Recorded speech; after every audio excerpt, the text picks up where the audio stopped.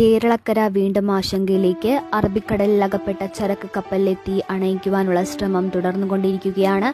കപ്പൽ ചരിയുന്നു എന്നതാണ് ഇപ്പോഴത്തെ ഒരു പ്രതിസന്ധി. ഏകദേശം 15 ഡിഗ്രിയോളം നിലവിൽ ചരിഞ്ഞിട്ടുണ്ട്. പൂർണ്ണമായി ചരിയാതിരിക്കാനുള്ള പ്രവർത്തനങ്ങൾ ശക്തമായി കൊണ്ടിരിക്കുകയാണ്.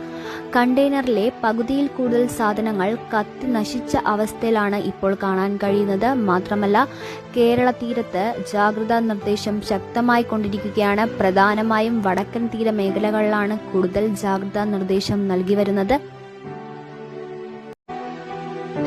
മാത്രമല്ല, കടൽ തീരത്തടിയുന്ന ഒരു വസ്തുക്കളും യാതൊരു കാരണത്താലും എടുക്കരുതെന്ന മറ്റൊരു നിർദ്ദേശമാണ് ഇപ്പോൾ പുറത്തുവരുന്നത്.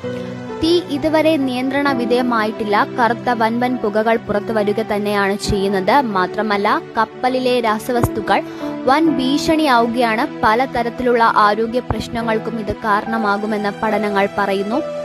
അസാധാരണമായി തീരത്തടിയുന്ന ഒന്നും തന്നെ കൈകൊണ്ട് എടുക്കരുതെന്ന നിർദ്ദേശം വീണ്ടും ശക്തമായി കൊണ്ടിരിക്കുകയാണ്.